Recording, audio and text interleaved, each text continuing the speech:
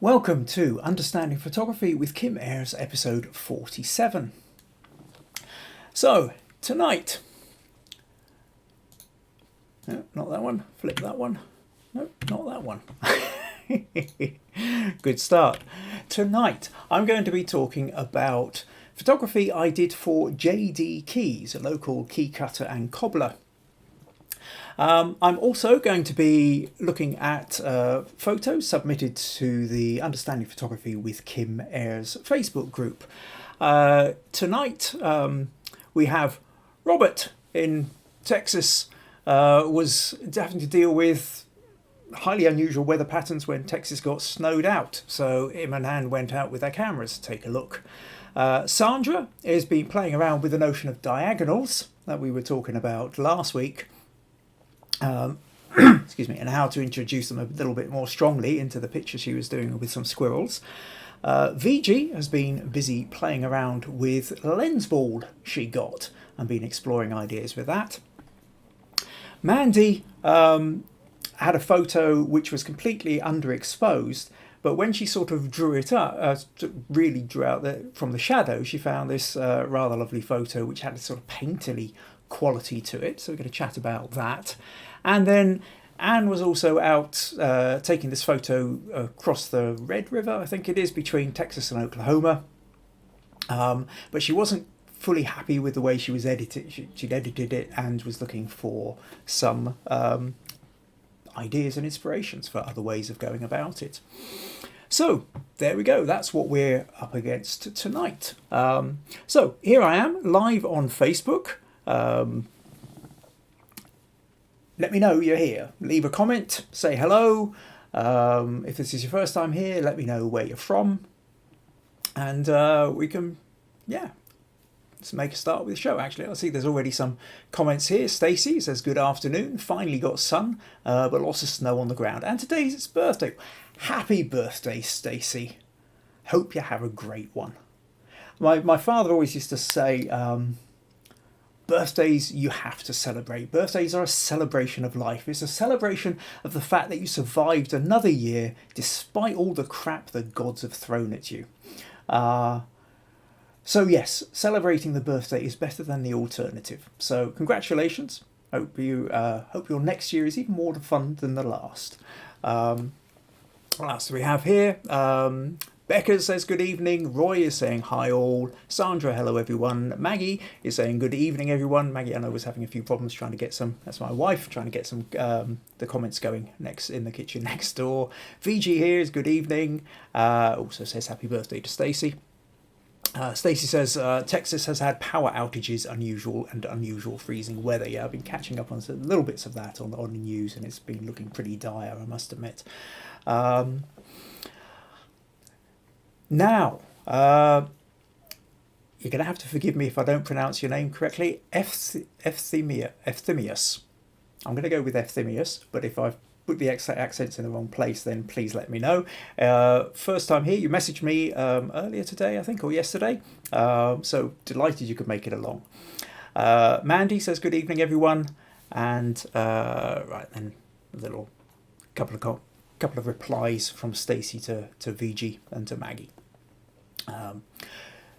Great, here we are. If you find this podcast useful, you would like to support them at all, then there is always buymeacoffee.com/Kim Ayres is the place.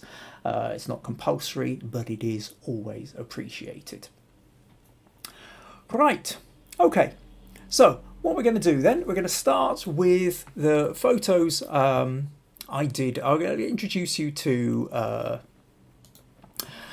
Joe Donahoe from JD Keys in Castle Douglas. So he's key cutter and cobbler. So your boots are split, the stitching's not working. He's the place you take it to. But rather than it being one of these sort of chains that you get in every town, completely independent retailer. His name, the JD of JD Keys, is his name. Is above the door, and he, over the last many years, he's built up the reputation as the place to go. He also does things like car number plates, house signs, and passport photos. And I have to say that I've actually passed, probably once, perhaps twice a month, I get a phone call from somebody asking me if I do passport photos, which I don't. Quite simply, I don't have the setup. If somebody came here, I would have to set up a backdrop, I would have to set up lights. The amount of I do portraits. People aren't expecting to pay portrait level prices for a passport photo. So generally speaking, I just point them to Joe down the road. That's the best place to go. It's all been a little bit more awkward with COVID and lockdown and all the rest. But no, passports isn't something I do. Now, what happened with Joe was, actually, I suppose it goes back a bit further than this. About 5-6 years ago, I think, I decided I was going to do vouchers. This was my big thing coming up to, it was coming up to Christmas 2017 or something like that, I think. Or, no, even before, no, a year or two before. Anyway, vouchers was going to be my thing. I was going to do vouchers, people could buy vouchers and put them towards photo shoots, and I was going to make a fortune. And I didn't. And in fact, over however many months or years I had the voucher system going, I sold a grand total of 1 voucher. And that was to Margaret, Joe's wife.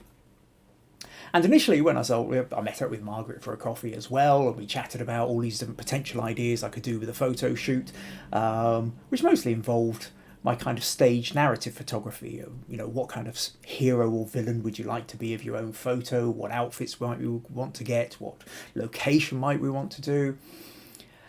But Joe never really took up on the voucher. Although he got the voucher for his Christmas present, he never seemed to quite get round to cashing it in.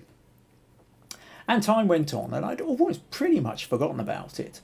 And then I did a set of photos for a friend of mine. Now, I think I've talked about this a few months ago. Douglas, who was doing some screen printing. And for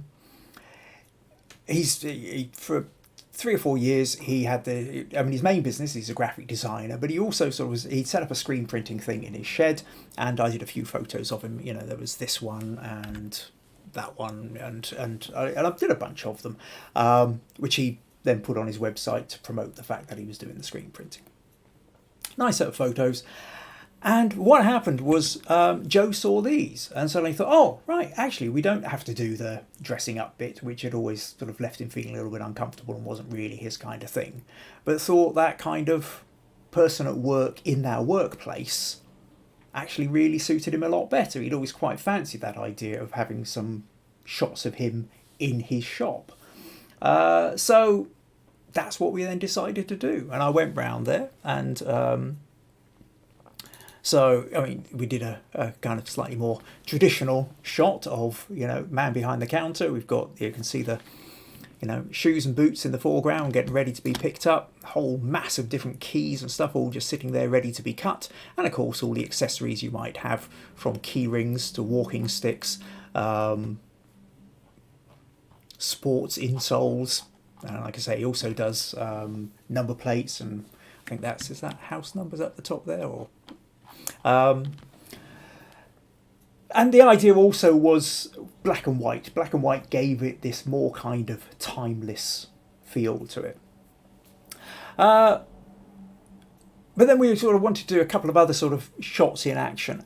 And what I really wanted to talk about a little bit in here was that notion of, it was following on last week when I was talking about the idea of diagonals. You can see in here that rather than sort of shooting him flat straight on, I'm turned and we're sort of shooting into the shop. And that sort of gives it a little bit more sense of energy and depth. And it's quite a small shop, but perfectly big enough for what he needs it for. But the lines of that sort of give you a sense of being in that kind of space, rather than sort of, if you think about if it was sort of flat on, it would sort of be like you across the counter and almost like a kind of barrier, whereas slightly to one side, it sort of allows you to sort of feel like the whole shop is there at the same time. A couple of I took several photos. My favourites from the shoot, this was one I particularly liked, where he's just literally, repairing a shoe. And this one, to run on from that idea of where I talked last week about the fact that diagonals kind of add a level of energy to it, and your horizontals and verticals create more of a stability in a picture. So this picture is very much about the kind of horizontals and verticals. And what it does is it creates a kind of almost meditative state. You know, you've got he's there, he's focused, and there's almost kind of Zen-like quality to it, which I quite like. By comparison, the other photo we did, I've got the wide-angle lens on, and I'm really squeezed into the corner here. And this then is much more about the diagonals. And what he's doing here in this wonderful old vise, he's filing down the key, and you can even see like the little sort of bits flying off, tiny little sort of metal filings. And what I've got here is, although it kind of looks like it's probably lit by the window, he isn't. In fact, just the other side of the machinery over on the left here, I've got an off-camera flash bouncing the light towards him, and then I've got a reflector to the right which is bouncing some of the light back onto him to stop him falling completely into silhouette. But there's a lovely kind of focused energy and concentration in that photo. And what I really liked about this set of photos was it kind of really kick-started me doing several more photo shoots which were about people in our workplace. Some of you who've been watching these for a while know that I quite often reference the photos I did for Doug and Hannah Fitch, the potters. I recently did a photo shoot for Amanda Simmons, a glass artist, and probably talk about that in the next couple of months. But I've done even photos of my wife in her studio. I've done quite a lot of photos of people at work, and there's something rather fun about it. There's an intimacy of working with somebody in our workspace, focused, concentrating it, and quite often, as well as sort of doing a shot, you know, like this where you've got the person in, these days I quite often do close up, you know, like a hand actually holding the tools, and you end up with as well, or particular actions or equipment, so you can end up with quite a nice portfolio of images.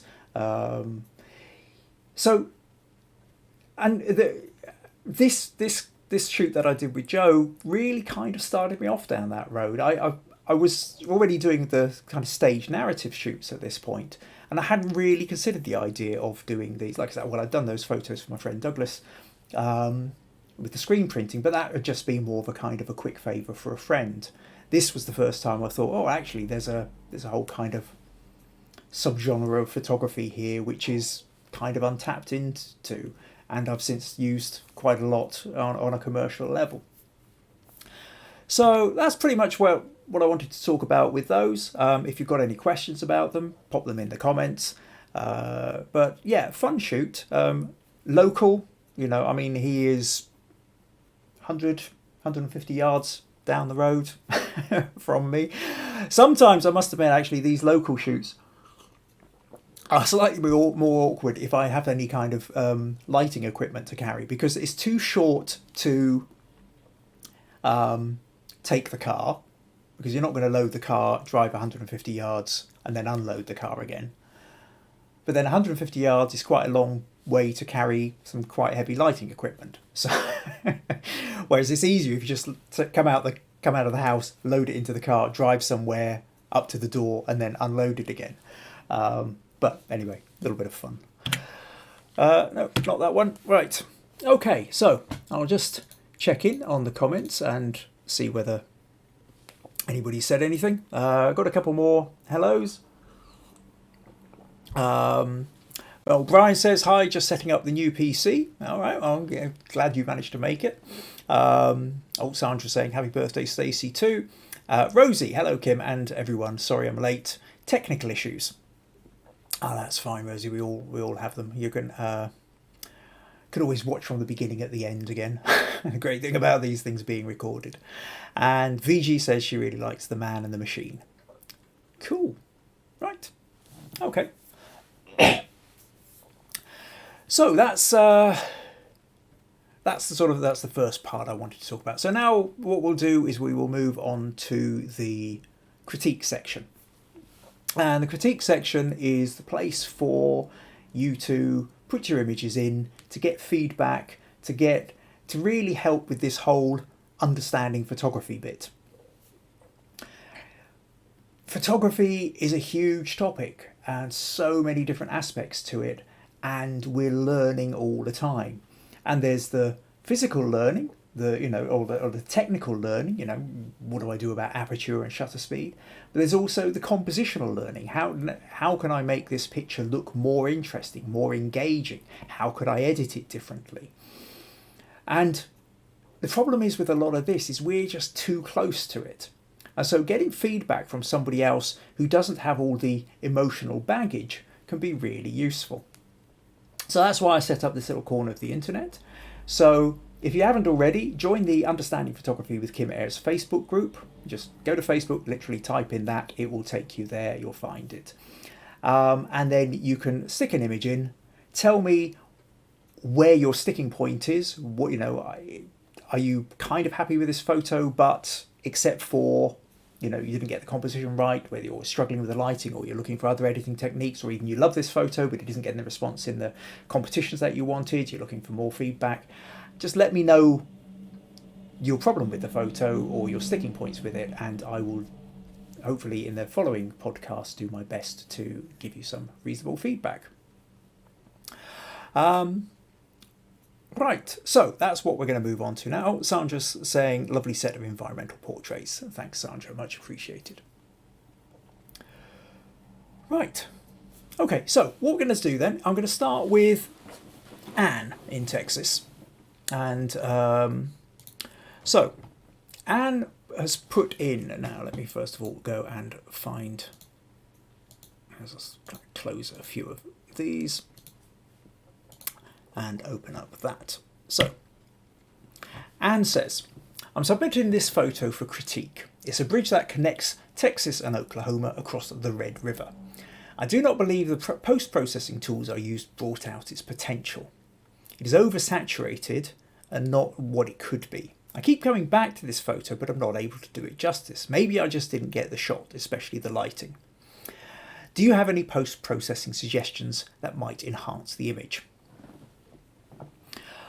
Okay, so yes, so what we've got, the basic starting premise of this is a fun one, is a good one. What you're looking at the bridge and you've got all these fantastic rusty pillars, metal posts, grid running down, a fantastic perspective shot going down into the middle. You're right, there is a sort of sense of oversaturation with it. Various bits of graffiti, whether it's carved into the rust or spray painted on the paving. I think you talk about the lighting now. What's interesting, if we follow the shadows, what we can see is essentially the sun is over your left shoulder, behind you, and most of it sort of heading, at that sort of slight off diagonal from you. Immediately, what I kind of think would be quite interesting is if you stood at the other end photographing back, to actually use the sun as a backlight. Could be really interesting. Difficult to know. You've got to be, depending on how high or low the sun is, whether it's going direct. You kind of want to avoid it, I think, going directly into the camera. But if you've got the backlight and you have, I think you could get some really beautiful, interesting patterns with that. So that's something worth doing. If you're there again, whatever time of the day, obviously just cross the other side and try shooting back the way and see what you get out of that. Now, Anne did send me the unedited version, which was this. So let's just throw this into Photoshop for a moment. And I would say the other thing that strikes me about the photo is the way you've edited it. So let's just go back to that one, your edited version, is essentially everything's getting drawn right down into the center of the photo. So if you remember, one of the things we've talked before about is that the centre of the photo, by and large, is kind of the dead zone. It's the place where things are just kind of a bit too... I mean, it's a very symmetrical photo, this. But I think you can get away with the symmetry on either side going down, because what's happening just out with the bridge isn't quite symmetrical. And, the shadow of the sunlight is also making it a bit more asymmetrical. So you've got that kind of symmetry and asymmetry together, which works quite well. But then you've got the horizon line is running more or less through the middle, and I think really at this point you either want to decide that, I would go more rule of thirds, and you either then want to decide that you're going to have the 2/3 is going to be the lower part, in which case it's going to be more about the pathway as such, or the 2/3 is going to be about the upper part, so it's going to be more about the structure of the bridge itself. So let's clip back into here for a moment then. And in terms of just straightforward composition, I think you can see, if we take this and take it just down to that kind of roughly, it's not much, just that. This then, you've got that rule of thirds bit, you've got that line running through the middle here, or, sort of about a third of the way down. And what that does is it makes it much more about the path. But I think the really interesting part about this is in fact the structure. And if you sort of bring that up a little bit more, now that's maybe too wide at that point, but you kind of get tempted to really, I'll tell you what it is. I feel I want more of the top. It looks like such a fantastic grid of, all the ironworks and stuff up here. I kind of want to see more of that. And I kind of feel that if you sort of push the content aware isn't really going to do much here that I want. But I bet it won't line up, but it doesn't matter. All it's trying to do is give us a rough sense of. Yeah. So, do you see what I mean? That actually now is much, much more about the structure of the bridge and those fantastic lines and and at this point, whilst there might be a bit of it, you can still make out a bit of graffiti and stuff on the paving if you want. It's not so much about that. It's much more about the structure and all these lines drawing you down. And I think if you, again, so you stood back and you just allowed more of the top half of it, I think it then becomes more interesting. Now, in terms of the kind of editing of this, now, I can see what's happened is that there is such beautiful kind of colour in the rust that you're wanting to sort of bring that out. But by bringing that out, you sort of brought out everything else. So, I mean, if I go to hue saturation here and I boost the saturation, I can get some nice colours in the rust, but now everything becomes oversaturated. So, one way you can get around it, or I'll tell you what, first of all, what I'm going to do is, let's just quickly drop this into Camera Raw, and I'm going to just lighten the shadows and create, bring up the shadows a little bit, make that a little bit brighter, take the highlights down a little bit, and then add a bit more texture and a little bit more clarity. Now, I think that really kind of creates quite a nice, makes the contrast of it stand out more interesting. But you do actually kind of desaturates it slightly as well. Now, your saturation, so we've got this problem that if I move the slider up and I saturate it, it becomes, the whole picture becomes saturated. But what you can do is you can selectively saturate. And so if I go to, there's a master thing here, and I select the reds. And if I just move that, then what happens is, now it moves over into the yellows a little bit as well, but I can essentially just nudge up the beams of rust without having to take up the sky and the trees and everything else that's in it. And if I really wanted to be a little bit more selective, there's a little sort of pipette thing over here, a little dropper, which, so I can, if I click on that, then this area down here selects particularly that bit. So now I can sort of select it. I mean, if I move that up here, you can see I can move this backwards and forwards. You see, if I go too far to the right, the tree's in the back because I start taking in the yellows and greens as well. So I just move that to the right. And you see there's a point whereby it stops brightening up the trees, but you still have the vividness of the beams. Now, I don't want them that strong, so I can dial that back. So I come back to 0 and just nudge that up, say a little bit, something like that. And it's got that sort of slightly warm glow, as though the sun's hitting the rust. But what you don't have is the oversaturation of the whole picture.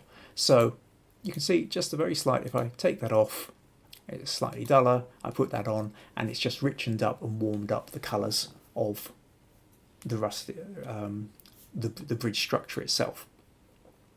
So I think really, Anne, that's the kind of area. So the two things are, or the three things are, one is the composition of the picture, and I think what's interesting in this is the structure. So make more of the structure, you know, tilt it so that you've got the 2/3, the upper 2/3 are about the structure, and the low, rather than it sort of being somewhere 50-50 in the middle. The story, the real bit about this is about the structure and the way that it runs down into the distance. I mean, another thing there is whether you have a person in the distance or some kind of object or something halfway down, which gives you a sense of the length of it. That's another kind of story. So first of all, get the composition there. The second thing is the direction of the light. Different times of day, these shadows are going to be falling in different directions. And if you stood at the other end, or maybe if you went there in the morning instead of the evening, or, you know, whenever that happened to be taken, or if you're there in the morning, if you went there in the evening, you know what I mean? Anyway, with the light coming from the opposite direction, I think that could be interesting. So either a different time of day, or you go to the other end of the bridge and photograph back the way. I really would suggest giving that a go, because I think it could be really quite interesting. Something like this could work really well with a really nice backlight. And then the third thing is about if you're wanting to boost part of the colour but without oversaturating the whole thing, is when you're in your saturation bit, you have options to choose quite often. I mean, this allows me to choose reds, yellows, greens, cyans, blues or magentas, but I can also use the little droppers down here to take a specific tone or colour, and then, you know, it helps then just saturate or desaturate sometimes the bit that you want. So, hope you find that one useful, Anne. Right, okay. Do we have any more comments?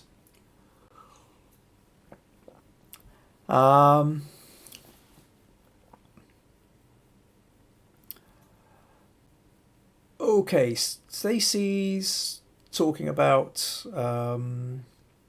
getting some studio lights. As my friend's father passed away and has all kinds of items. He's supposed to give me some studio lights, but has asked if people still use darkroom items like paper and chemicals. Well, some people do. I know some people. I mean, I think these days doing darkroom photography with film and chemicals and paper is now, it's something for enthusiasts who like to do this. Like, I also know people who do glass plate photography, you know, where you're coating it with silver nitrate and setting it so that photo, you know, that glass plate is the only picture there is. You know, it's not like you've got a film which you can create, you know, a negative which you can create positives from. It's the only bit there is, and it's amazingly magical. If you've ever had one of your photos taken like in a real old style camera where they're slotting the glass plate in, exposing, and then treating it, and then you wash it in water and you watch the picture appear, and there's something really magical about it. But it's not something that's there for everybody. And I think it's the same thing with having a darkroom set up. If you want to go for it, go for it. It's not something I can particularly help you on here. That's a different kind of editing. But all the rules of photography in terms of composition and lighting still apply. Okay, Maggie says, love the shadows of the girders across the graffiti. Yeah, I like that too. So what else have we got here? Oh, Rosie saying happy birthday, Stacey. Anne says, thank you. Oh no, Robert says, Anne says thank you. She's going to rewatch this and try those techniques. Cool. Oh, Ben says he loves developing his own film. Jill's here says, I'm trying to use Photoshop more, so that's helpful. And Ben says Gary Oldman is apparently a big hobbyist of glass plate photography. Yeah, it really is quite magical. If you ever get a chance to go and get your photo taken on one of those things, really take it up. It's a lot of fun.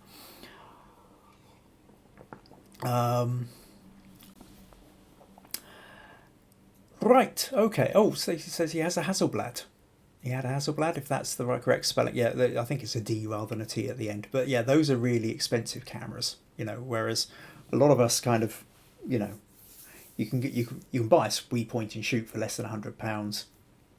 You can start with a really good ridge camera for about 300. Your DSLRs are starting from 500, going up to 5 to 10,000. Hasselblads tend to be about £30,000.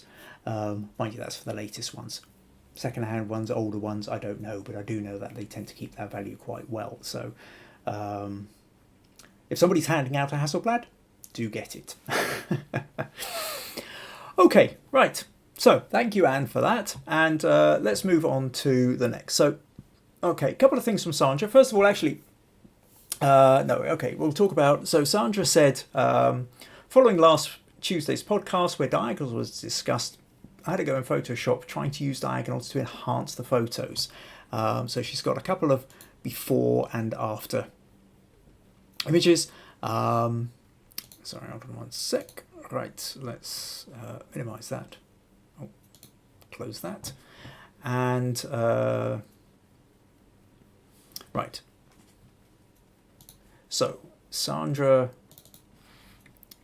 had this photo of a squirrel, and then in Photoshop, as well as editing it, bringing out a little bit more color and contrast, she's created it. She's put more of a diagonal to it. And then similarly with this one, this is the unedited version, and then edited it as well as brightening it up, as kind of using that same technique, I think, of that same kind of autofill part has extended out from the side. And I think really, I mean, yes, is essentially. I mean, there's not a huge amounts to say on this other than I think it kind of works. So it's kind of, how do you feel about it, Sandra? I mean, I think if you take a photo like this, you've already got, there's diagonals in here. Then we've got the diagonal of the tree. We've got the lovely diagonal of the tail of the squirrel. But when you extend it out, you make more of this diagonal here. Now, this is obviously kind of a fill-in kind of thing. So I suppose in future you just know that you kind of turn the camera and try and get it more in shot to make the most of the diagonals. But I think, if you look at the way the V then of the tree comes down, it's sort of the squirrel sits within it. And that's all these little diagonals that from the tail to the branch to even the paw coming down give it more of a sense of something's about to happen. Beautiful shot, squirrel's looking at you straight into the camera, but there's a sense of anticipation there. You're waiting for it to suddenly move. It's everything's sort of sitting there like it's just about to, depending if you twitch, poof, it's going to be gone. I love that. I think that's fun. But yes, I think you're right. Taking those diagonals and making more of them, stretching that bit out with the branch on the left of the picture, really helps to emphasize that. And then with this, how much difference that makes, I don't know, a little bit. I think it does. It's within this one, we already do have that kind of diagonal. It's a slightly different thing. The straightness of the tree makes it sort of feel more kind of solid, and then you do have that kind of sweep of the squirrel coming in on the diagonal. If you turn a little bit more, yeah, I think probably again it does add a little bit more energy. It stops it. I suppose it stops it looking like the trunk of the tree and starts looking more like a kind of thicker branch because of the angle of it. But yeah, fun. Thanks for sending those in, Sandra. I think that was the fact that you sent them in. I take it from that you you can kind of feel that it's working. And so just emphasising the whole point of last week's podcast, and for if anybody's watching this and didn't watch it, you can go and find it on YouTube. In fact, youtube.com/Kim Ayres, you can find all the past 46 episodes. And as these go out on a Tuesday evening, I record them and then upload them on a Wednesday. So usually by Wednesday afternoon, you can find the latest episode on YouTube. Quality tends to be slightly better because I'm recording straight off the computer. And sometimes the feed, when you're coming live, it sort of things pause or kind of fade out or go a bit pixely. But you can find, like I say, you can find all the back episodes on YouTube. So make sure you subscribe to that as well. So yeah, getting lost again. So last week was all about the power of diagonals, and so Sandra here is showing, putting in examples of how she's sort of started applying that. So I think that's really good, and I'm glad you feel like you're getting the hang of that. So that's kind of cool. Now, another thing, interestingly, Sandra said, she put in a comment a few days ago into the group saying she wanted to make a point about the impact of computer monitors, which I thought was a really good point worth repeating here. She says, due to the ongoing pandemic and working from home, I now have 2 monitors attached to my computer.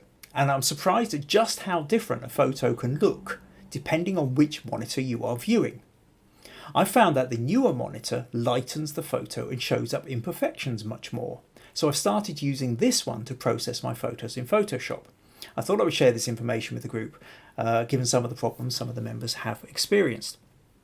And I think it's a really important point that unless you are getting your monitors properly calibrated, and for that you can buy various bits of equipment, it's not particularly cheap, but if you're ever going to be getting into printing or commercially supplying your images, then having your monitors calibrated is a really good idea.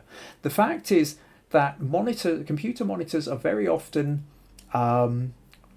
they brighten things up to make your pictures look better, and they sometimes color shift as well. So I remember when I started out in photography, I didn't realize at the time that about color shifting and this, and I had a laptop and I would continually I'd edit the photos and they would look great in the laptop, and I'd just be absolutely perfect, absolutely delighted with, I'd edited them to the point where I was happy with them, and then I get them printed and they always seemed yellow and dull. And it wasn't until somebody pointed out to me about calibration I learned, discovered this, was that my computer screen was making things with a slight blue shift and brighter. And a lot of screens do this, whether it's computer screens or phones, tablets. They're all very guilty of the same thing, because they want to make everything kind of pop. They make it, by giving a slight blue shift, it makes it look more like a kind of bright day, and everything's a little bit brighter.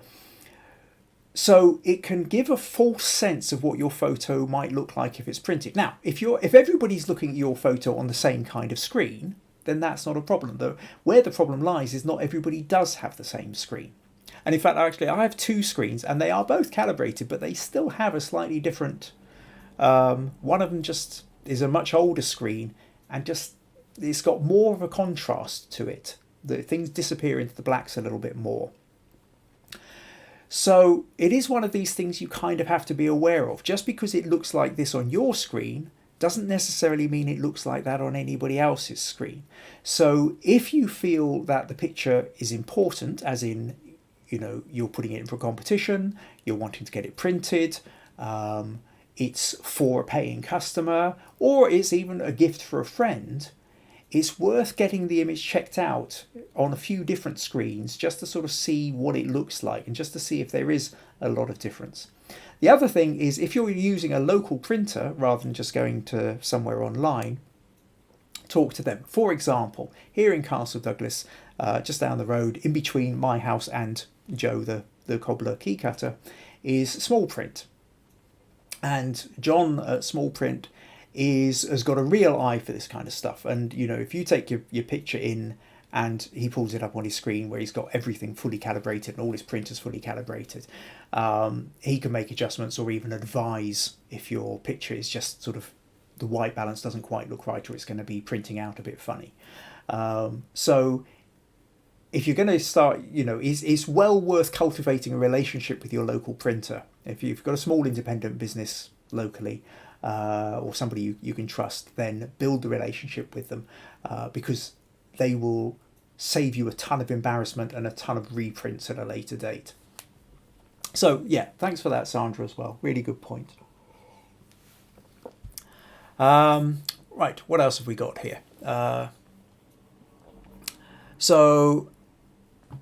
Okay, a couple going back a little bit.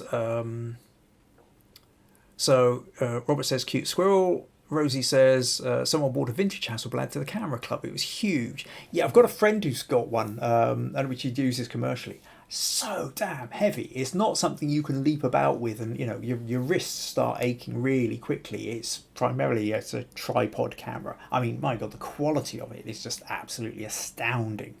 But it's a tripod camera. It's not a runabout, do sports photography, wildlife photography kind of thing. Russ reckons the first image of your squirrel benefited hugely from the slight rotation there, Sandra. Euphemius says, have I got any lessons in Photoshop? I would like to know some things. I know some things, but like to know more. Photoshop is huge. You know, it's a massive program where you can do vast amounts of things, but every single thing you want to do, there's also at least 6 different ways of doing it as well.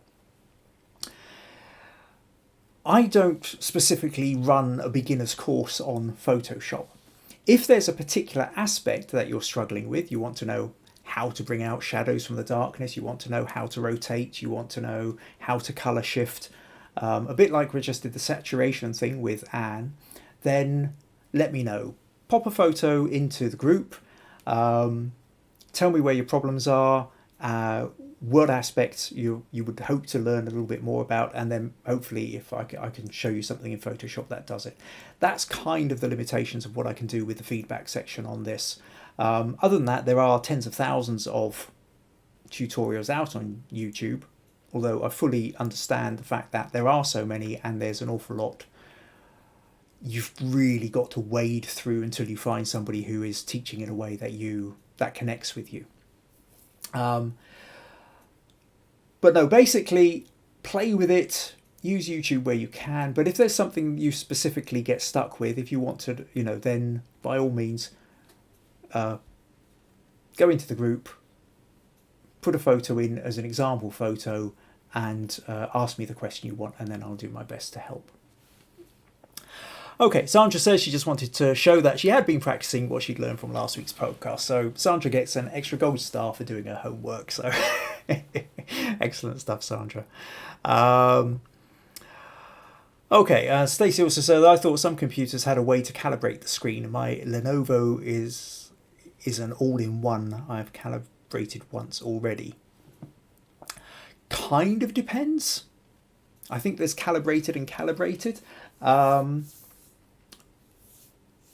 Yeah, it's a tricky one because you can get these calibration tools, but what they also do is it's calibrating according to the light that's already outside.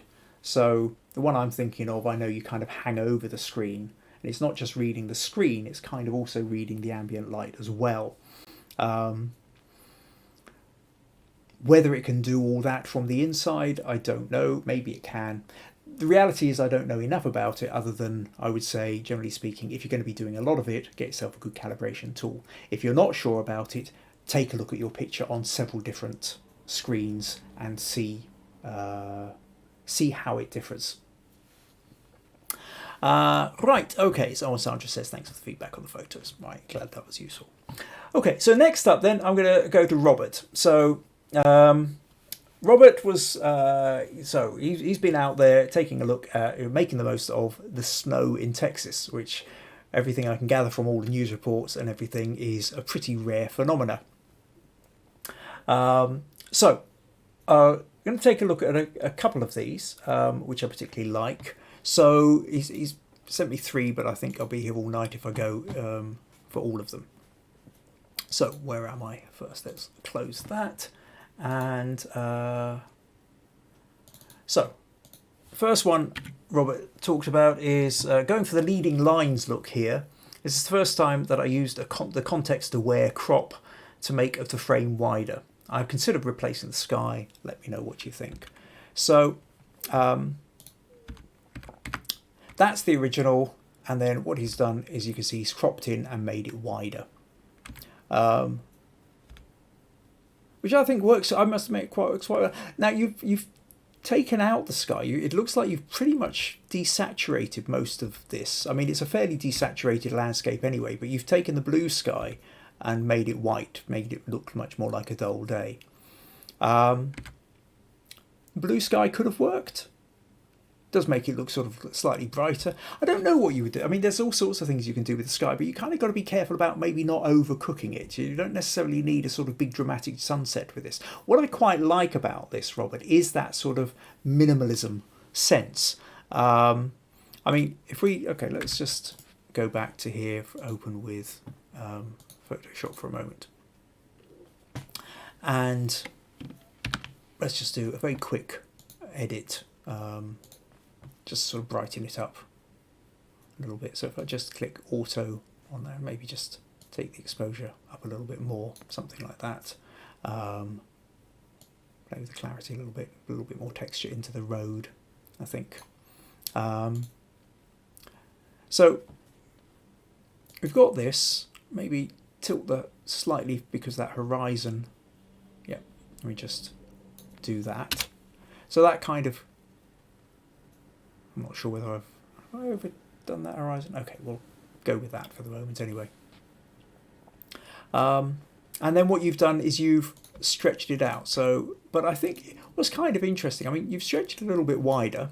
I don't know whether it was as wide as that. But I think, what becomes interesting, what if you took it even wider? Something like that. Maybe I should have shrunk the picture first as well, so that it wouldn't take quite so long to edit. Oh dear, that really is taking a lot longer to edit than I thought it would. Mind you, it's about time that I need to kind of start thinking about, well, I would have updated the computer a bit more, because this computer was built by my son for me, and it was built in such a way that bits can be upgraded. And I've been asking for him to I've been wanting him to come and upgraded again, except for the fact that, of course, we've been in lockdown for the last year, so he's not managed to do anything this year. So yes, that's really what I wanted to show you. I think it becomes kind of interesting that when you go from that to that, this is such a sort of sense of a minimalist photo that I think it can kind of cope with much more space. It's interesting. It's one to play with at any rate. The other thing is where you kind of, zoom in a bit more. You just kind of make it closer. But for that, I think you probably need a longer road rather than the road running and that line of trees at the end of it. But something like that gives you that kind of strong line going in. But we're touching on the notion of minimalism and negative space. And I'm going to talk a bit more about that next week. At the end of tonight's show, I'm going to discuss a little bit about negative space and minimalism, because that's going to be the next thing we're going to deal with over the next couple of weeks. But yeah, I like the idea of you creating that space. The other thing you said was the other one you sent in. Where are we? Winter tree. Now, I was you did send me some originals, but you didn't send me the original of this, and I would have been quite interested to see your original crop of this. I will just, I'll just zoom out a little bit. No, I can't with that. Hold on. Let's open this with Photoshop as well, so I can zoom out, because I just want to show, because I'm aware my head down in the bottom left corner here of the screen is blocking out the fact that there's a road going up to the left here. Now, once again, I can see what you've done, judging by the repeat patterns down here and over here. You can see that you've used that kind of content aware extension again. I think it is a a beautiful tree with an empty path. I think it's got a lot going for it. But I think what you've done is you've kind of got the extra space on the wrong side is kind of what I feel about that. The way that tree is, you've got this road, but the road is over on the left, and it's sort of everything where it's tucked up. You see, the way the tree curves over the road, I think kind of makes that your space. That's the place where your eyes want to go. But then because you've got all this space over to your right, your eyes get pulled over in that direction as well. And I don't really think it's kind of helping much. So, I mean, for example, there's two ways you could do this. You could either kind of crop it and move it, or you could reverse it over. So, okay, let's take this. And if I actually take this tree over to the edge on the right-hand side, maybe. And let's just try that content-aware fill again. What we're really hoping for now is it's got a bit funny on this side. I'll just copy a bit of that in.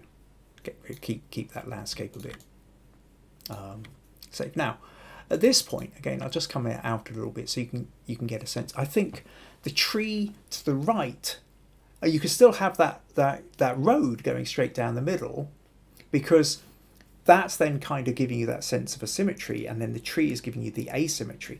Now, what might be interesting if there was a little tree over on the right here, or a person, or some other kind of object, a cow in the field, or something, I don't know. It does feel very empty, and it does feel like it would be beautifully balanced. Even a little house or cottage or something off in the distance could be really quite interesting.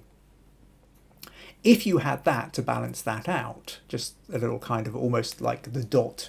If you think of the kind of yin-yang symbol where you have the sort of the dark area with the light dot in it and the light area with the dark dot in it, a little something in here. I mean, this isn't, okay. I'm going to copy, paste that, edit, transform, flip horizontal. And then I'm going to shrink it down. Just this purely for the idea that there's something else.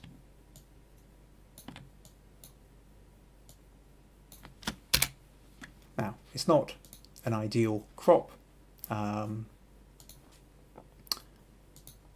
just take that corner off to stop it looking quite so obviously. But I mean, of course, it's been photoshopped on. But the thing is do you see what a difference that makes from that empty space to just having something sitting in it? Maybe just over a little bit there.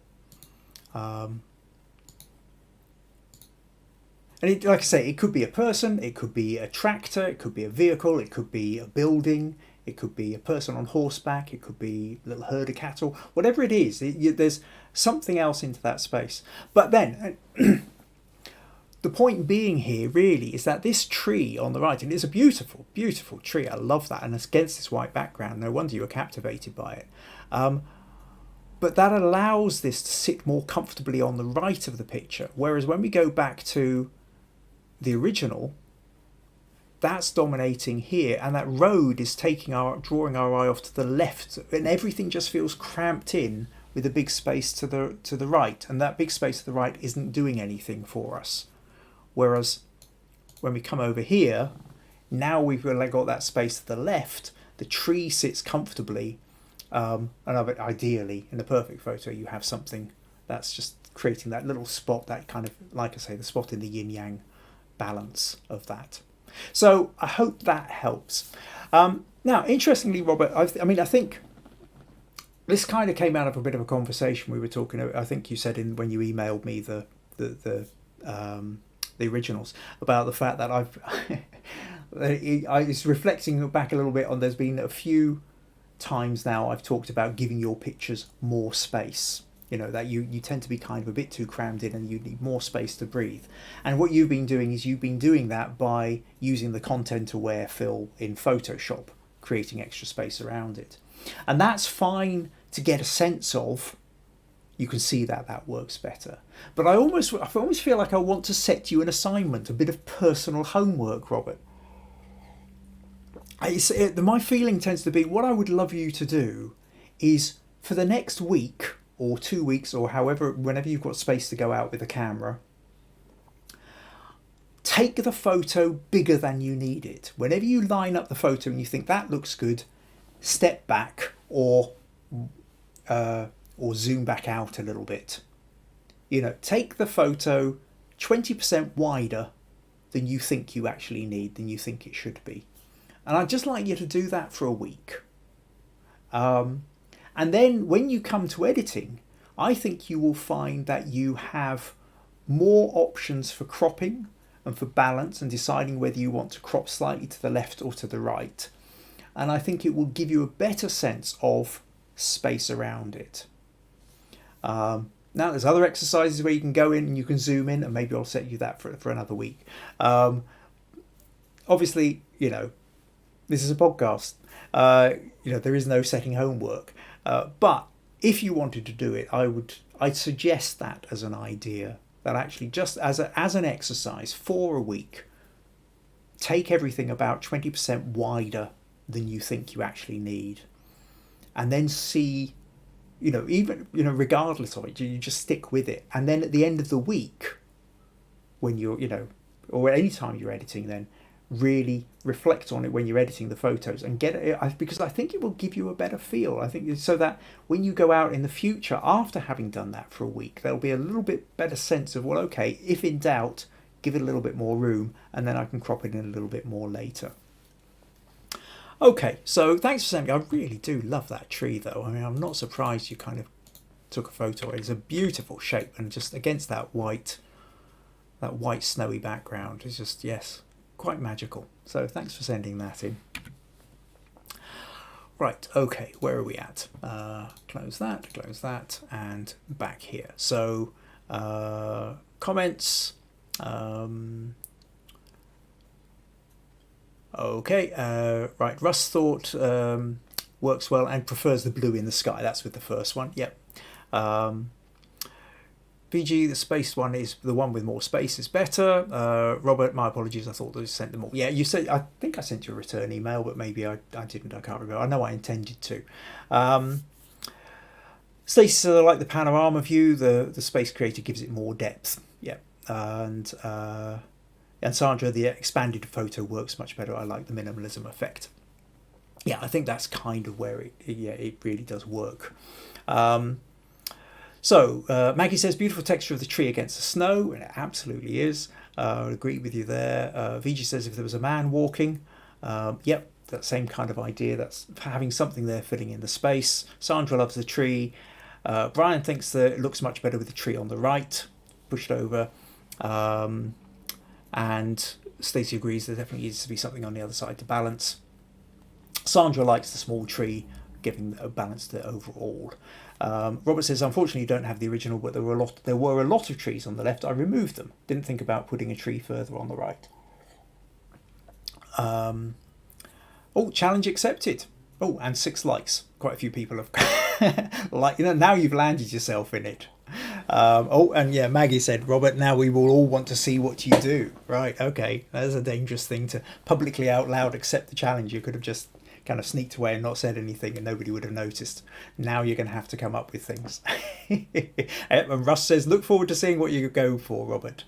Cool, okay, that's going to be fun then. In fact, actually, it probably suits well next week's topic and the week after, about minimalism and negative space. But like I say, we'll talk more about that at the end of the programme. Right, okay, so next up then,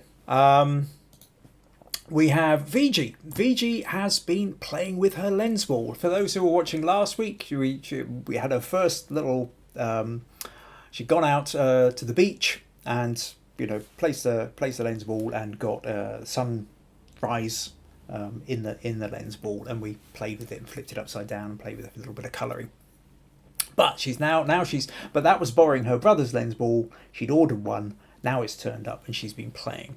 So she did send in quite a few photos, but I'll just show you a couple of the ones that she sent in. So this one, we've got a bunch of flowers and then the lens ball. And what's happening here, one of the fun aspects of a lens ball is the background can be out of focus and the lens ball itself can be in focus. So she's got an in focus flower while she's got the shades of the bits behind. Now you've got this f-stop at a 5.6. I think actually if you'd got that down to something like a 3.5 or a wider aperture of VG, an even shallower depth of focus, would have blurred out that background even more. And I think for these kind of close-up things where you're doing something like a flower, you want to make sure that the flower in the lens ball is as sharp as it can be. It looks a little bit soft in the photo that you've sent me. But if you make that bit as sharp as you can, but you also want to have a shallow depth of field so that the background becomes much more just a kind of colour palette that it's set against. This, no, you've got a square bit. Is this it turned on its side? Looks like it's pointing at a book. Some really interesting detail, creates a kind of interesting sort of surrounds. And then this, I really like this. This is a really fun kind of pattern, this. So now I think, did you tell me that was a chair, I think, with a light behind it. And so you can see the weave in here, and it's very, very abstract. And the colour, the red there, I don't know, something about it also reminds me of the film 2001 AD, Stanley Kubrick's set out in space with Hal the computer. Something about the red and the round. I don't know, it's probably nothing like it, but it sort of triggered that in me anyway. But there is something rather kind of interesting about that. And then you've got another one here where it looks like it's also, you've got the same kind of thing, but it looks like it's sort of resting on a mirror as well. So what you're really doing here is creating some really interesting abstract shapes as well. And I like these, VG. I think what it's showing is that you've got the lens ball and you're now playing. You're going in and you're seeing what you can do with it. Now, what strikes me, what I was really thinking here, VG, and this applies to a lot of other people, and pretty much all of you as well, I think, is I think this is where it's worth joining some of these online photo competition sites like PhotoCrowd or Guru Shots that we were discussing with Russ's Pictures last week. As in that every day there are several competitions going on, and you just shove in as many photos as you can into these competitions. Because what I think it would do is, it's not necessarily about going out there and winning competitions, although, I mean, it's fun for your ego, and it doesn't harm at all. It always makes you feel good if you get one reasonably well ranked. But I think there's a couple of different things. So because the thing, I mean, if you take something like this photo, it's an interesting photo, but then the question becomes, well, but what do you do with it? And you might create a print out of it or something, or not, or it's just part of an experiment. And I think the thing is with photos, so many photos, there's a question of people say, but is it a good photo? Is it any good? And it's about context. Is it any good where? If you put that photo into a landscape competition, no, it's not going to get anywhere because it's not a landscape. But put it into a competition where the theme is red, or red and black, or the theme is lens ball, or the theme is abstract, and it might do reasonably well.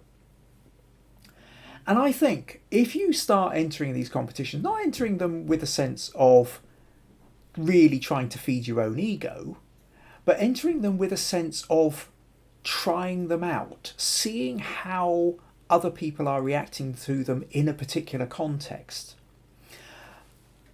I think it's another way of getting past this whole problem that we have of being too close to our own images.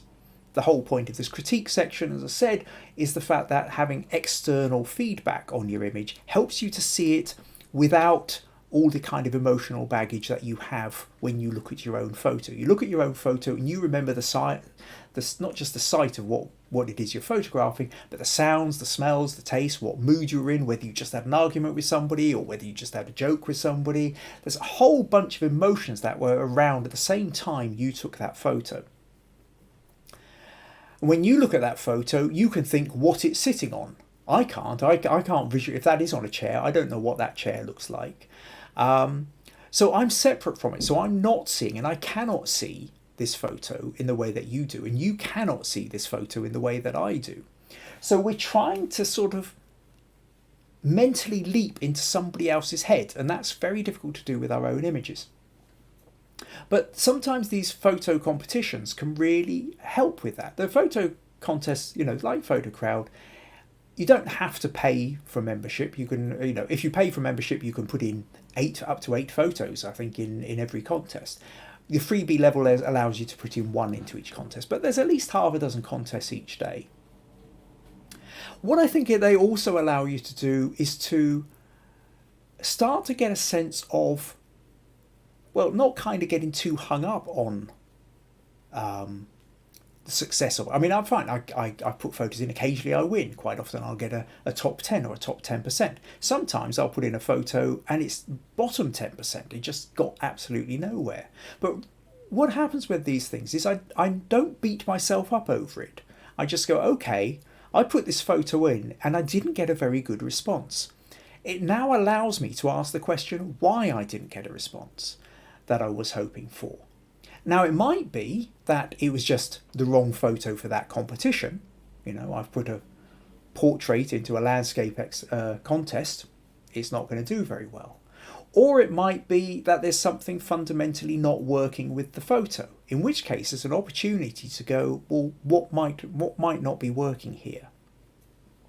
And then you start asking those questions, but you don't always know when to ask those questions. But it helps, I think. So for you, VG, I'd actually really would recommend something like Photo Crowd, Guru Shots. Check out if there's other ones you're more happy with. But one of these that has a few competitions a day, and just start putting images in. Don't get too hung up to begin with on, whether you're successful or not, other than it gives you a chance to see what a crowd vote is doing. Now, all the stuff we talked about with Russ last week is to understand that there is a difference between a crowd vote and a review by one of your peers, or an expert photographer, or somebody who actually fully understands photography and knows what they're talking about. So if we think about that photo of Russ's last week where you had the horse with the dog, another photographer looking at that would look at it and go, wow, what an amazing photo. I love the tonal quality. I love the relationship between the horse and the dog.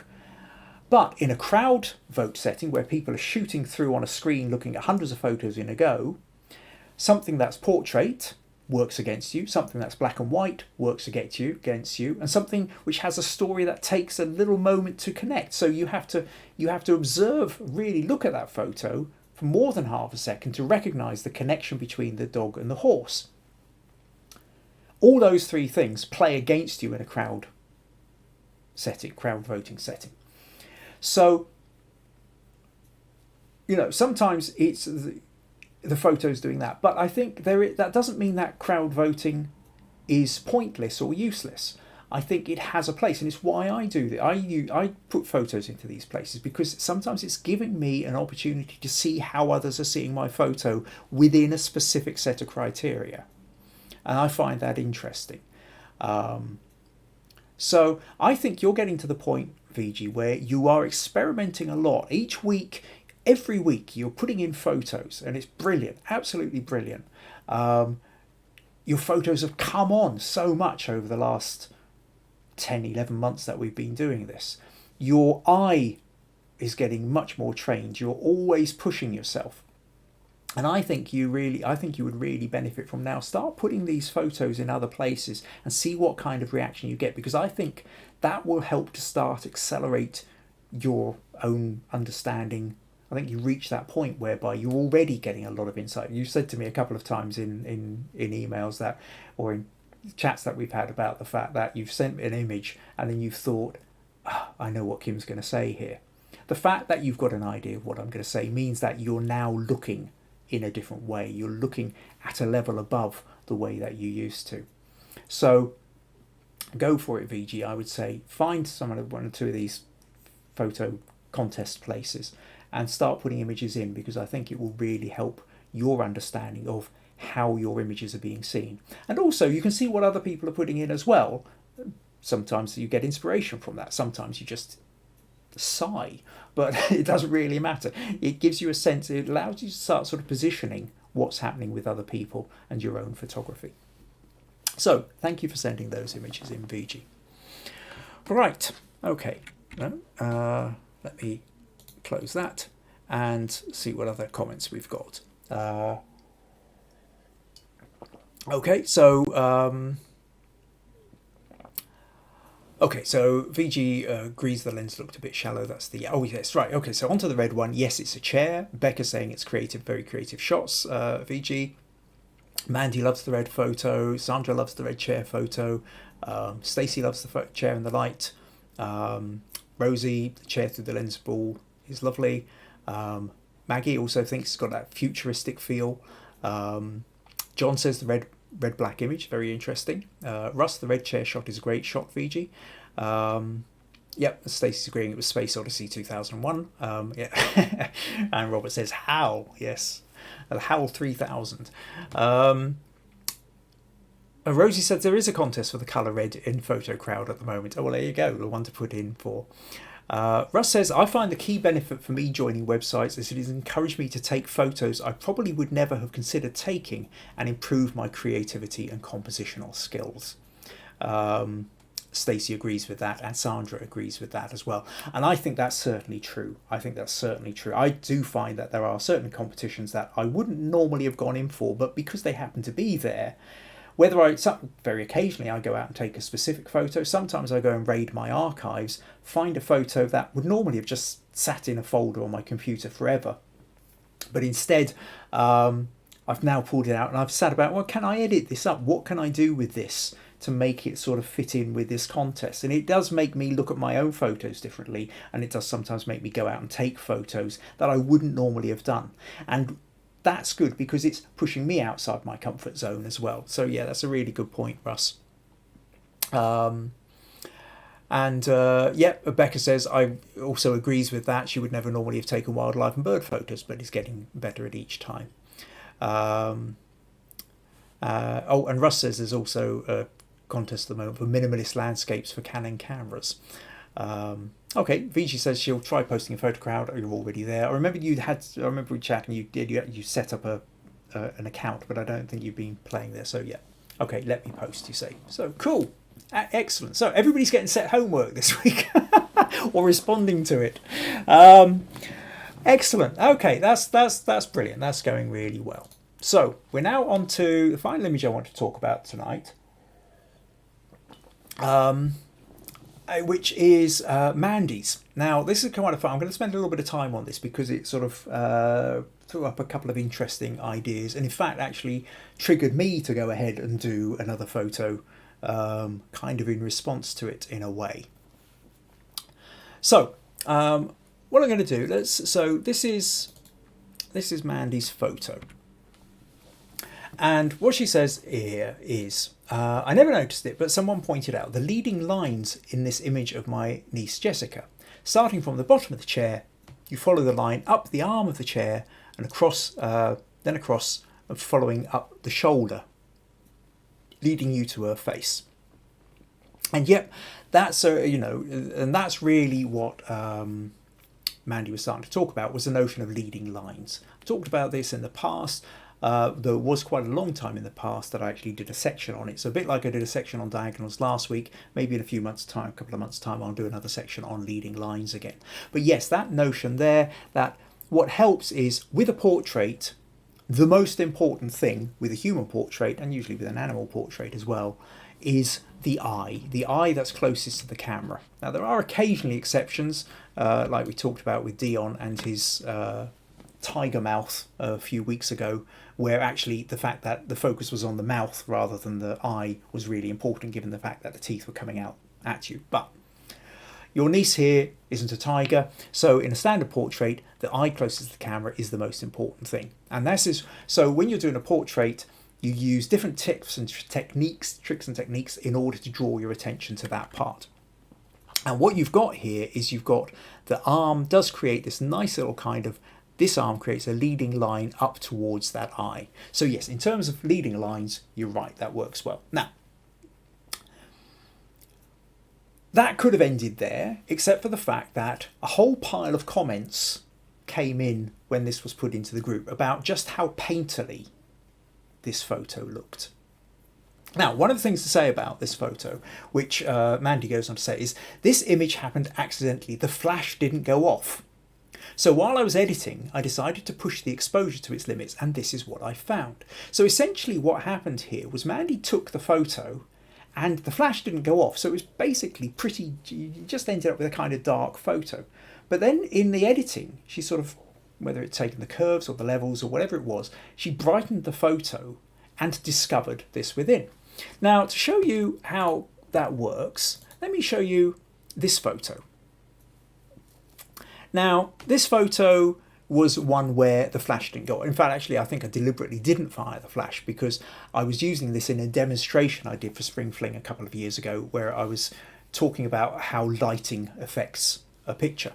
Now, what I'm going to do first, so as far as you can tell, I would guess for most of you, that's completely black. For some of you, if you've got bright monitors, you might notice a slight little silhouette in the middle. But what I'm going to do is if I just open this in Photoshop, hold on a sec, I'll just close those pictures of Roberts and Anne's. So back here, now in Photoshop this brightens things up a bit, you might be able to see an outline slightly more. Now if I take the curves and I start bringing that up, making it brighter and brighter, you notice Holly starts to appear here until I get to here, and you can now see her relatively clearly. I've had to brighten it an awful long way. I mean, look at this curve here down on the bottom right corner. I've really had to stretch that up almost to the top before you can actually see anything that's happening. Sorry. Now, having done that, there.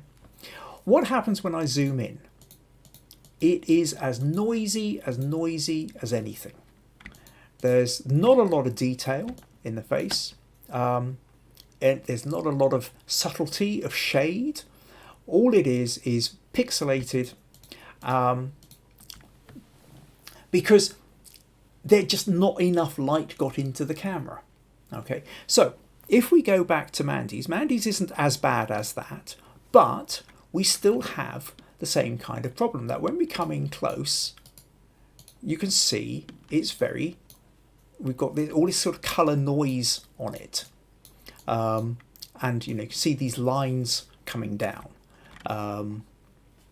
It's quite a grid of coloured noise, which basically means whilst you can just about get away with it on a screen, and perhaps get away with a little bit more if it was on a phone or a small tablet, if you tried to print this, it really wouldn't work very well at all. However, everybody kept going on about what a lovely kind of painterly effect there was on it. And I started thinking about it, and I think the painterly effect essentially comes from a couple of different aspects to it. Maybe three. The first is, because the flash didn't go off, you've only got whatever natural light you had in here, which is a single light source. And if you think back to the still life that I was talking about a couple of weeks back,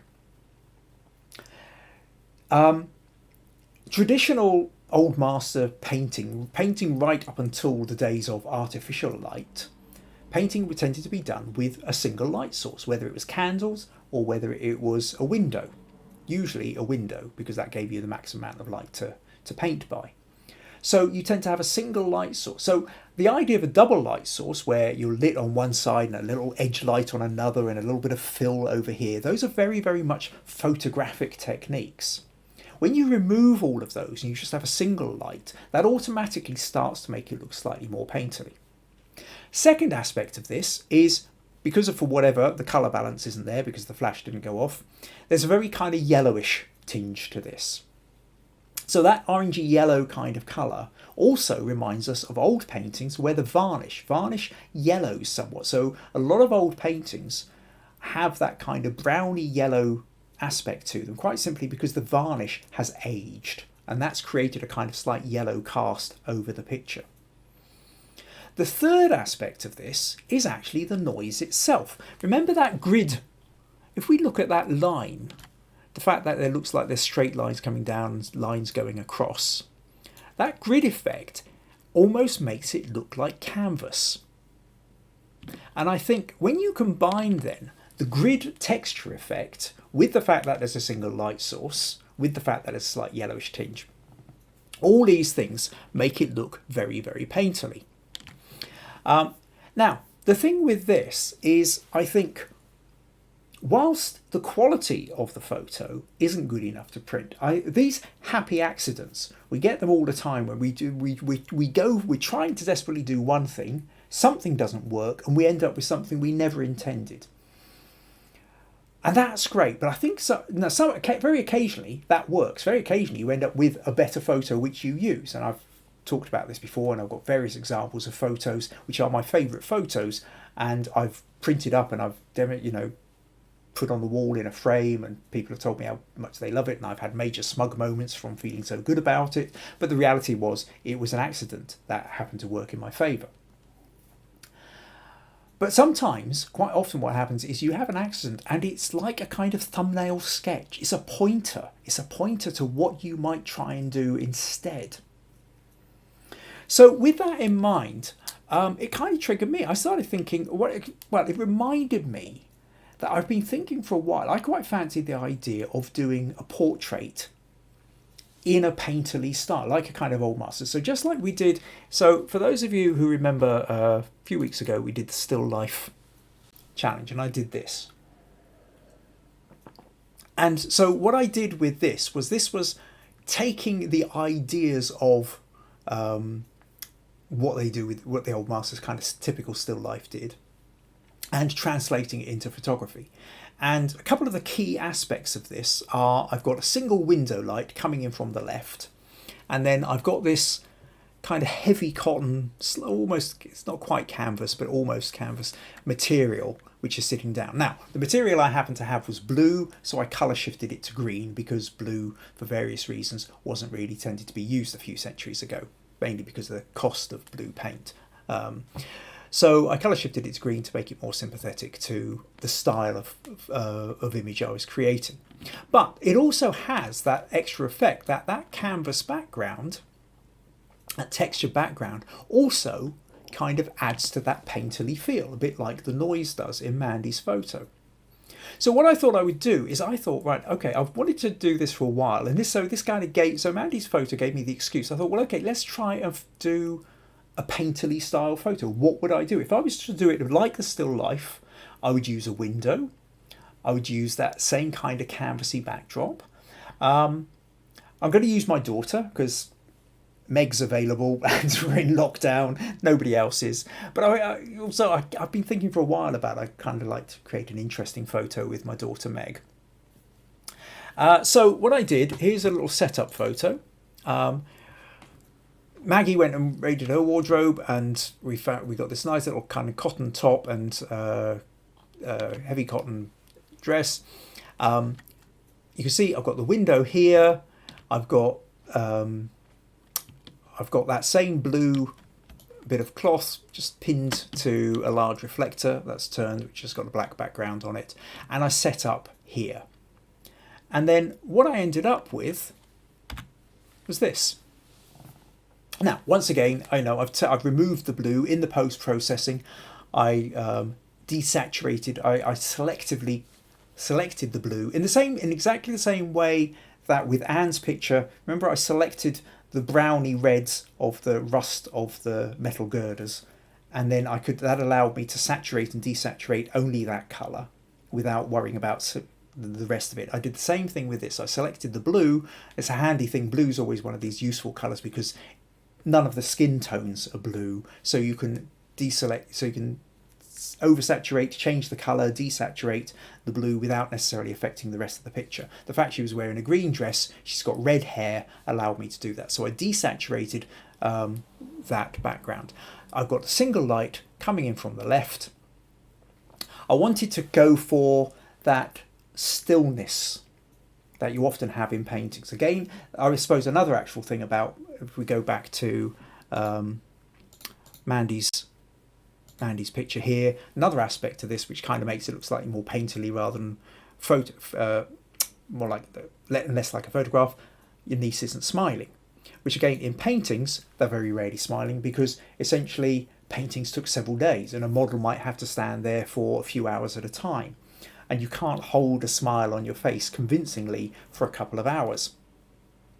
So, but I wanted to go for that kind of moodiness, stillness, and so again, there's not a lot in there's there's a bit in the way of diagonal, a little bit of diagonal off the shoulder and of the hair coming down, but it is primarily a vertical shot. The strength, the strong line is in the vertical, and that kind of creates a stability and a stillness with it. I mean, I'm paring down the energy. If I tilted her head, that would have started adding energy to it. I did have another version where she was looking straight into the camera, but actually when I was sort of just going through them all, I found I preferred this one. So the point being with this is that you can have something like Mandy's photo, which was an accident. It happened because the flash didn't go off. But then it triggers a whole bunch of other ideas. And so to use it kind of like a thumbnail sketch or kind of like a little seed of inspiration and say, where do you go next with it? And if you really want to go down the painterly route, the reason why I wanted to show this was that very, very similar to the still life, this is essentially lit and processed and done in exactly the same way I did the still life. And what's making it look painterly is the single light source, the fact that it's not a direct hard sunlight, it's a soft light that you're getting from a window, a largish window, and that you've got a plain black backdrop, and that you've also got a slight texture in the backdrop as well, which again, although it is darkened, if I zoom in a bit here, you can start to see the texture in that canvas, in that cotton backdrop as well. And also echoed, to be honest, in the linen and of the blouse and the cotton of the dress. So even though we know this is a photo, because I'm echoing some of the tropes and the ideas and the kind of anchor points of painting, the brain looking at it automatically latches onto all the traditional things of a painting, and we superimpose it on there. So that's what I wanted to chat about with that. So thank you very much for sending that one in, Mandy. Certainly triggered off plenty of ideas for me, and hopefully it's triggered a few ideas for others as well. Okay, so let's see if we have any more comments. VG says, lovely capture, Mandy. Robert says, reminds me of John Waterhouse. Stacey says, lovely portrait.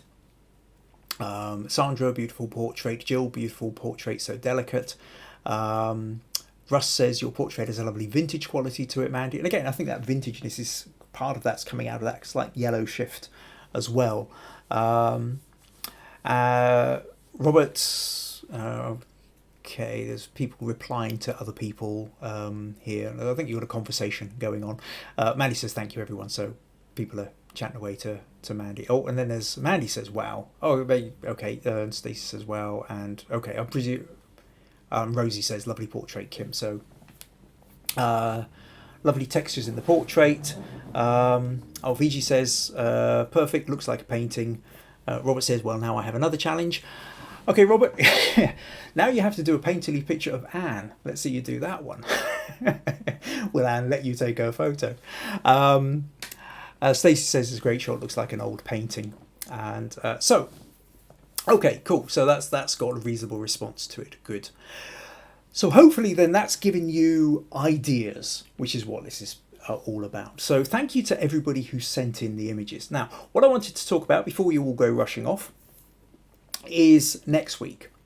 Well, actually, what I will also say just before I get onto that bit, which is if you found this interesting, if you would like to support these podcasts, then buymeacoffee.com/Kim Ayres is one way you can do it. Another way you can do it actually is invite your friends as well. We want to grow this community. We want to grow these podcasts. So if you know anybody who's interested in photography, if you know anyone who you think would benefit from these, then let them know about them and invite them along. So next week then, this came out of a conversation I was actually having with somebody on PhotoCrowd, who asked me about what the difference was between minimalism and negative space.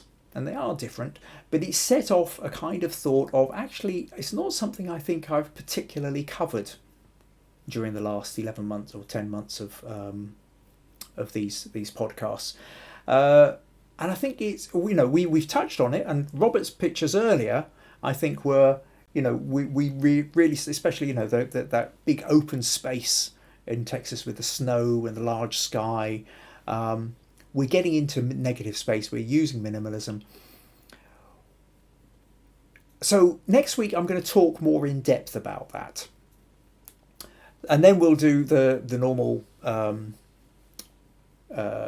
critique section. So if you've got your photos, whatever subject they are, whether it's you're wanting to know Photoshop techniques, or you want editing techniques, or compositional techniques, or you're struggling with a particular picture or anything like that, all the usual stuff, get your photos, put them into the critique section. But I will talk about negative space. But the thing is in 2 weeks' time, on the 9th of March, I'm going to set a challenge, and the challenge will be about negative space. So 9th of March will be negative space or minimalism challenge. But next Tuesday, on the 2nd of March, I'm going to be giving a bit of talk about it. I'll investigate a little bit more and give you some pointers and hints and tips and tricks and anything else anything interesting I've happened to find in my research. I'll let you know, and then hopefully you can take some of these ideas for your own challenge for the week after. So I hope that you find that interesting. Tune in next week. Give me your stuff, and that's pretty much it. Thank you very much for tuning in, and I'll see you all next Tuesday. Take care. Bye-bye. Right, now, try and find the end screen. Cheerio.